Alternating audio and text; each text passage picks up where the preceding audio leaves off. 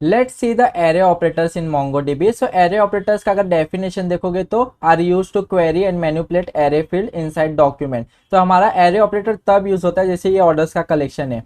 अभी देखो ये हमारा एरे ऑफ ऑब्जेक्ट है। सो अगर हम लोग को इसको कुछ क्वेरी करना है या मैनिपुलेट करना है तो वो केस में हम लोग एरे ऑपरेटर्स यूज कर सकते हैं। अगर इसमें देखो इंपॉर्टेंट एरे ऑपरेटर्स कौन से डॉलर इन बहुत ज्यादा यूज होता है, डॉलर LM मैच यूज होता है, और डॉलर साइज और एड टू सेट, ये जो चीजें बहुत ज्यादा यूज होता है। मतलब कोई भी क्वेरी करोगे ये बहुत ज्यादा आप मतलब देखोगे। सो अगर देखो रेदर देन में ये डेफिनेशन बताने से अच्छा ये मैं नोट्स तो आपको प्रोवाइड कर दूंगा डेफिनेशन के साथ। और मतलब अगर हम लोग डायरेक्ट क्वेश्चंस के साथ करेंगे तो हमको बेटर अंडरस्टैंडिंग मिलेगा, और मैं क्वेश्चन के साथ ही आपको हर एक ऑपरेटर भी समझा दूंगा। तो हम लोग डायरेक्ट स्टार्ट करते हैं क्वेश्चन के साथ। तो पहला क्वेश्चन है, फाइंड क्या करना है, प्रोडक्ट्स फाइंड करना है that contain both new and limited tags. मतलब हम लोग को प्रोडक्ट्स फाइंड करना है तो हम लोग सिंपली इधर आते हैं डीबी डॉट प्रोडक्ट्स फाइंड करना है डॉट फाइंड। तो हम लोग एक बॉयलर प्लेट जैसा बना देते हैं, हमारे फाइंड हो गया, ये कंडीशन आएगा, इतना हमें पता है। अब इसमें क्या करना है, product that contain both new and limited tags. मतलब हमारे टैग्स जो रहेगा ना, टैग्स वो कंटेन करना चाहिए बोथ न्यू एंड लिमिटेड। तो अगर मैं आपको एक स्कीमा दिखा देता हूँ प्रोडक्ट्स का। सो इसमें देखो टैग है, अभी देखो इसमें 3 फील्ड है। मेरे को सारे फील्ड चाहिए जिसमें न्यू और लिमिटेड रहना चाहिए। तो हमको वो टैग्स का वो सारे डॉक्यूमेंट्स चाहिए रहेगा जिसमें टैग्स में ना न्यू और लिमिटेड होना चाहिए। तो अगर वो केस में आप डॉलर ऑल यूज कर सकते हो। डॉलर ऑल देखो क्या, मैच ऑल वैल्यूज। देखो ऐसा कंडीशन है जिसमें आपको सारा मैच करना है। देखो ये न्यू और लिमिटेड रहना चाहिए, मतलब ये दोनों मैच करना चाहिए, तो वो किसमें डॉलर ऑल यूज कर सकते हो। सो डॉलर ऑल में आपको सिंपली डॉलर ऑल ऐसा लिखना रहेगा, और इसमें आप एक एरे प्रोवाइड करोगे। एरे में आप जो भी ये चीजें आप ये मतलब प्रोवाइड कर दोगे, जैसे मेरे को न्यू चाहिए, न्यू रहना चाहिए, और साथ में लिमिटेड भी होना चाहिए। मतलब ये दोनों हमारा टैक्स में न्यू और लिमिटेड दोनों होना चाहिए, वो सारा मेरे को रिकॉर्ड ला के दे दो। तो सिंपली ये टैक्स पहले चेक करेगा, डॉलर ऑल है, मतलब ये डॉलर ऑल में जितने भी हम लोग फील्ड्स डालेंगे, जैसे वैल्यू डाले न्यू और लिमिटेड, तो ये टैग्स में न्यू और लिमिटेड रहना चाहिए। वही रिकॉर्ड हम वही डॉक्यूमेंट हमको ला के देगा। अगर न्यू और अगर ए समझो न्यू है लिमिटेड नहीं है तो वो डॉक्यूमेंट नहीं ला के देगा। दोनों साथ में हमारा रहना चाहिए। मैच देखो, अगर डेफिनेशन भी देखोगे मैच ऑल वैल्यूज। अगर सिंपली मैं इसको एंटर कर देता हूँ, सो अभी देखोगे तो आपको एक डेटा मिला, इसमें देखोगे न्यू भी है लिमिटेड भी है, दोनों है। इसमें भी न्यू लिमिटेड दोनों है। सो न्यू लिमिटेड दोनों है, मतलब उससे ज्यादा रहेगा उसको फर्क नहीं पड़ता, बट ये दोनों रहना चाहिए। तो वो केस में आप डॉलर ऑल यूज कर सकते हो, जिसमें आपको ऐसा कंडीशन चाहिए कि ये दोनों फील्ड हमारा रहना ही चाहिए, तो वो सब केस में आप डॉलर ऑल यूज कर सकते हो। तो सिंपली मैं इसको पेस्ट कर देता हूँ। और ये आप जैसे जैसे क्वेरी परफॉर्म करोगे ना तो चीजें आपको और बेटर मिलेगा कि कैसे आप क्वेरी कर सकते हैं। जरूरी नहीं है डॉलर ऑल सी होगा, डिफरेंट वेज होते हैं, मतलब डिफरेंट वे से भी आप ये सेम चीज मतलब कर सकते हो। सिंस मेरे को एरे ऑपरेटर्स के फंक्शन सब बताने तो मैं एरे ऑपरेटर से यूज कर रहा हूँ। इसके और भी डिफरेंट वे हो सकते हैं जो हम लोग मतलब डिफरेंट वे से सॉल्यूशन ला सकते हैं। सो अभी देखो ये मेरा क्या कौन सा सेकंड क्वेश्चन है, find products where tags array has. मतलब इसको मैं क्लियर कर देता हूँ सबसे पहले, और क्लियर कर देता हूँ CLS। सो अभी देखो हम लोग को प्रोडक्ट्स फाइंड करना है, तो मैं सिंपली एक बॉयलर प्लेट जैसा बना देता हूँ, प्रोडक्ट्स फाइंड करना है। तो सिंपली देखो इतना बना दिया। अभी मेरे को क्या करना है, टैग्स एरे जिसका एग्जैक्टली 2 एलिमेंट होना चाहिए। देखो जब भी आपको अगर किसी का साइज एरे वगैरह का साइज वगैरह कैलकुलेट करना है ना, तो डॉलर साइज बेस्ट रहता है। देखो मैच एरे लेंथ, तो हम लोग को जिसका भी टैग्स का जिसका भी डॉलर साइज कितना होना चाहिए, 2 होना चाहिए। मतलब टैग जिसका भी जैसे प्रोडक्ट्स का कलेक्शन है हमारा, जिसका भी साइज 2 रहेगा ना वो डॉक्यूमेंट मेरे को ला के दे दो। तो सिंपली आप डॉलर साइज यूज कर सकते हो, और जो भी आप साइज दोगे ना, मतलब जिसका भी टैक्स का साइज 2 रहेगा वो डॉक्यूमेंट आपको ला के दे देगा एक क्वेरी। तो सिंपली मैं इसको कॉपी कर देता हूँ, अरे इसको मैं पे एंटर कर देता हूँ। तो देखो इसका टैक्स का देखो साइज क्या है, डॉलर 2 है, इसका भी 2 है, तो वो सारे डॉक्यूमेंट ला के दे देगा जिसका भी टैग का साइज 2 है। तो ये भी मैं पेस्ट कर देता हूँ क्योंकि आपको नोट्स प्रोवाइड करना है। सो डॉलर साइज तब यूज करना जब आपको बोलते ना कोई एरे का साइज, अगर साइज कैलकुलेट करना है कि ये साइज से ये साइज के लेंथ का जितना भी डॉक्यूमेंट रहेगा वो मेरे को चाहिए, तो वो किस में आप डॉलर साइज यूज कर सकते हो। और धीरे धीरे आप जब क्वेरी परफॉर्म करते रहोगे ये चीजें याद होने लगती है कि डॉलर इन कब यूज करना है।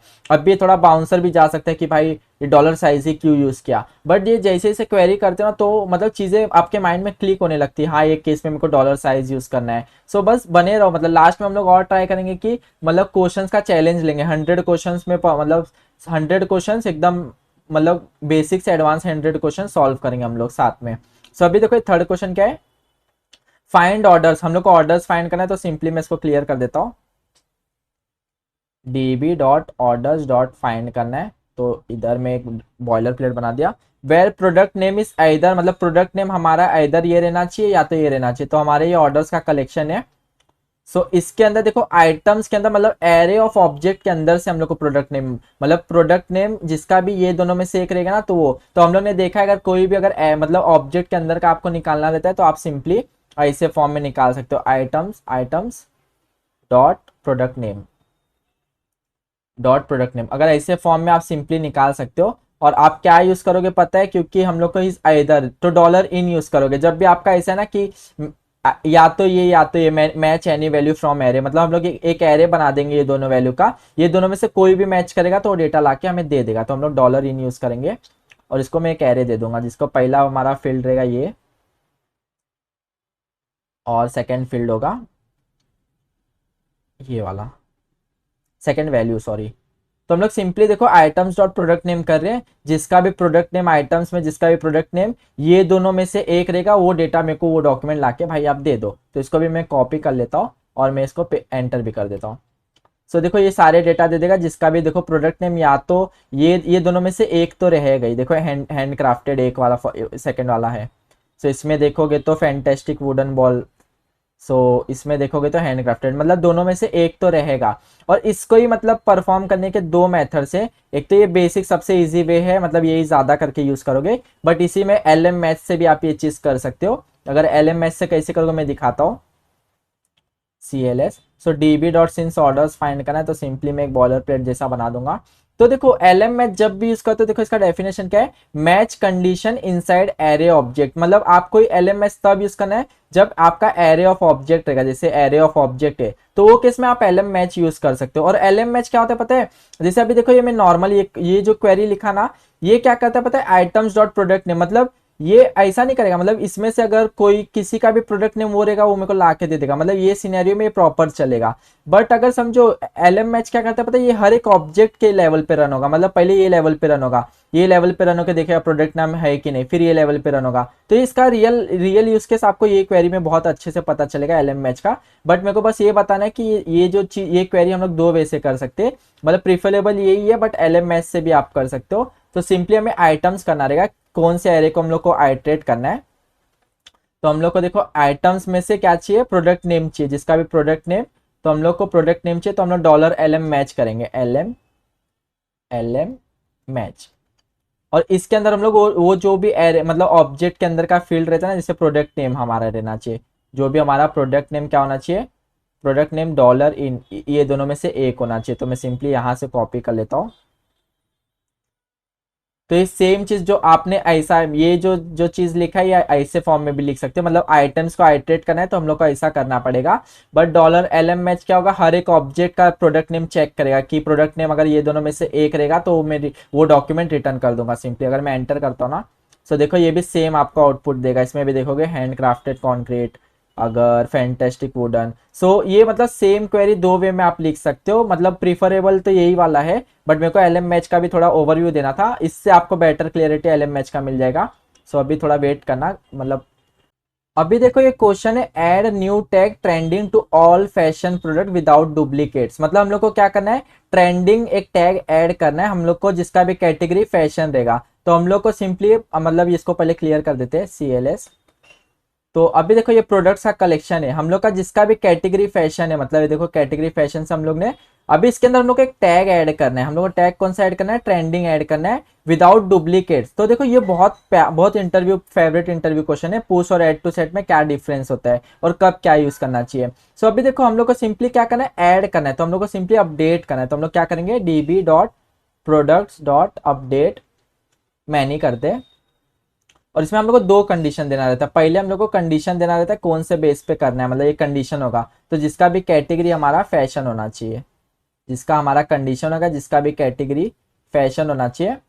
और हम लोग को क्या अपडेट करना है, अभी तक आपने देखा रहेगा हम लोग डॉलर सेट यूज करते थे अपडेट करने के लिए, बट हम लोग को देखो ये क्या करना है, न्यू टैग ऐड करना है, मतलब हम लोग को एक एरे में वैल्यू ऐड करना है। तो वो किसमें आप dollar add to set use कर सकते हो, कोई भी अगर एरे में आपको वैल्यू ऐड करना रहता है ना तो ऐड टू सेट यूज कर सकते हो। तो डॉलर में ऐड टू सेट लिखता हूँ, डॉलर ऐड टू सेट।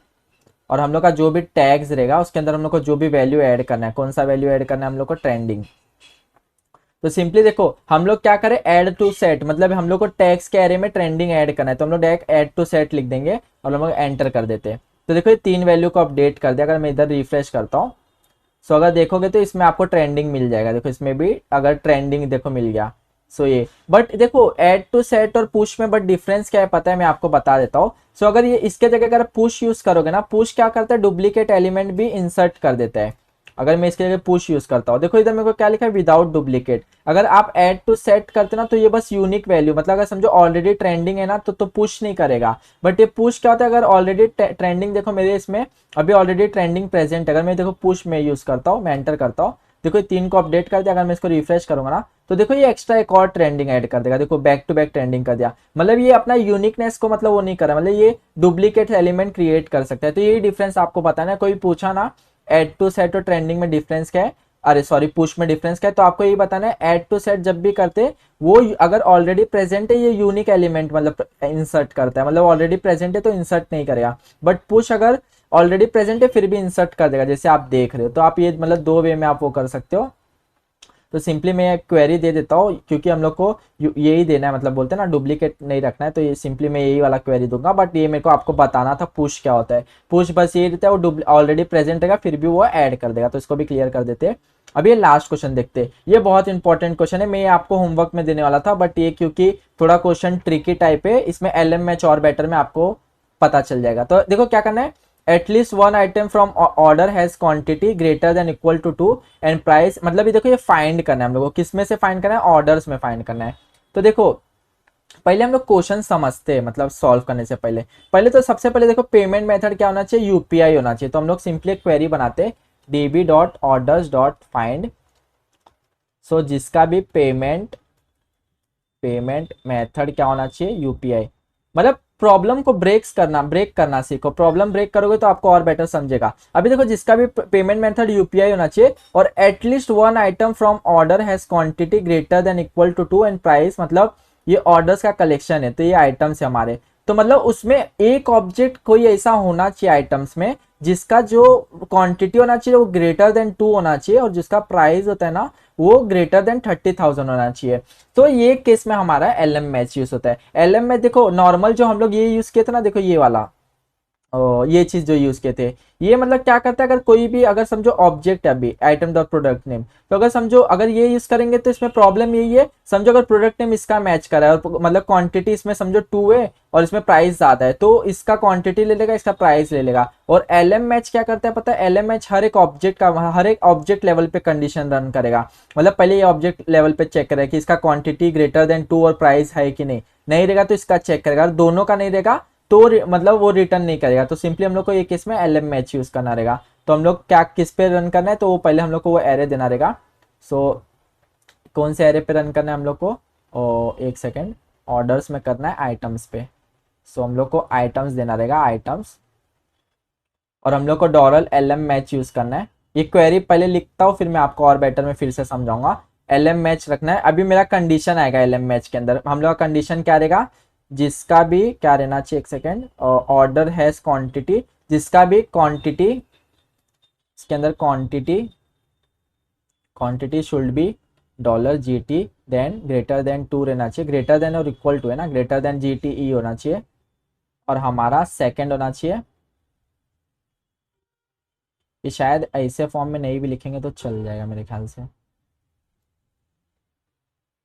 और सेकंड होना चाहिए हमारा प्राइस ग्रेटर देन 30,000 होना चाहिए, तो प्राइस हमारा should be dollar greater than 30,000 और 30,000। सो अभी देखो मैं इसको एंटर करता हूँ और इसको कॉपी भी कर लेता हूँ। सो अभी देखो इसने मेरे को आउटपुट दे दिया। अभी देखो ये क्या क्या आउटपुट दिया रहेगा, जिसका पेमेंट मेथड यूपीआई होना चाहिए। देखो पेमेंट मेथड यूपीआई चेक किया। अभी हम लोग क्या चाहिए, कोई एक मतलब एक आइटम का जिसका मतलब quantity greater than equal to 2 होना चाहिए और प्राइस, मतलब एक आइटम जो होना चाहिए ना, मतलब जैसे एक आइटम दोनों, मतलब जितने भी आइटम्स में समझो 10 आइटम है बट मेरे को कोई एक का भी अगर मेरा जो बोलते हैं ना ये कंडीशन फुलफिल करता है तो वो मेरे को भाई रिटर्न कर दो। तो मेरा क्वांटिटी क्या होना चाहिए, ग्रेटर देन 2। तो ये देखो क्वांटिटी ग्रेटर देन 2 है और 30,000 मतलब 30,000 से भी बड़ा है। तो देखो ये आइटम्स में पहला रिकॉर्ड इसको मिल गया तो सिंपली ये डॉक्यूमेंट उसने रिटर्न कर दिया। अगर सिमिलरली नीचे देखोगे तो इसका भी देखो क्वांटिटी ग्रेटर देन 2 है और हम लोग का ये डॉक्यूमेंट मैच हो रहा है। तो देखो एल एम मैच इसीलिए यूज करना है, अगर समझो कोई एरे है, एरे के अंदर बहुत सारे ऑब्जेक्ट है और आपको हर एक ऑब्जेक्ट लेवल पे मतलब बोलते हैं ना वो चीजें रन करना है। मतलब समझो ये आइटम्स के अंदर 4 ऑब्जेक्ट है तो ऐसा आपका रन नहीं होना चाहिए कि क्वांटिटी, समझो इधर क्वांटिटी ग्रेटर देन 2 है और इधर प्राइस ग्रेटर है, तो मतलब क्वांटिटी इधर से उठा ले प्राइस इधर से, तो ये नहीं होना चाहिए। हर एक आइटम के लेवल पे उसको चीजें रन होना चाहिए। मतलब क्वांटिटी अगर इसका ग्रेटर देन 2 है तो प्राइस भी इसका ही चेक कर भाई। तो एल एम एच इसलिए यूज होता है, ये हर एक ऑब्जेक्ट लेवल पे रन होगा, तो इसलिए इसका बहुत ज्यादा यूज केस होता है एल एम एच का। तो ये भी मैं आपको प्रोवाइड कर देता हूँ। मतलब इस पार्ट में इतना ही था। ये क्वेश्चन है जो आप मतलब कमेंट में मेरे को बताओगे, आप अपना आंसर पुट करना, और ये सारा जो भी नोट्स होगा मैं इस पे गिटहब पे मतलब पुश कर दूंगा। और हम लोग और भी बेटर क्वेश्चन देखेंगे। एलएम मैच से आप डरो मत, एलएम मैच हम लोग और बेटर एग्रीगेशन में फिर से देखेंगे। बट इसका बस आपको इतना याद रखना, माइट भी थोड़ा भी कंफ्यूजिंग लगेगा क्योंकि आप बिगनर हो सकते हो। अगर मतलब ये कंफ्यूजिंग, बस आपको इतना याद रखना है, कोई एरे दिया है, एरे के अंदर कोई मल्टीपल ऑब्जेक्ट है, तो वो किस में आप एल एम मैच यूज कर सकते हो, क्योंकि एल एम मैच वो हर एक ऑब्जेक्ट के ऊपर रन होगा। हर एक ऑब्जेक्ट से मल्टीपल कंडीशन है, जैसे हमारे केस में क्वांटिटी और प्राइस एक ऑब्जेक्ट में रन करना है, तो किस में अगर एल एम मैच यूज करूंगा, देखो क्वांटिटी इसका ग्रेटर देन 2 है, तो हाँ ग्रेटर देन इक्वल टू 2 है, तो प्राइस भी इसका ही मतलब ये सेटिस्फाई करना चाहिए। मतलब ये दोनों जो कंडीशन है ना, ये सेम ऑब्जेक्ट का अगर सेटिस्फाई करता है तो भाई मेरे को रिटर्न कर। ऐसा नहीं कि क्वांटिटी इसका ज्यादा है प्राइस इसका ज्यादा है तो भी रिटर्न कर, ऐसा नहीं होना चाहिए। मतलब दोनों का सेम होना चाहिए, दोनों ये कंडीशन ऑब्जेक्ट लेवल पे फुलफिल होना चाहिए। सो वो किसमें आप dollar elem match use कर सकते हो। मिलते हैं नेक्स्ट पार्ट में।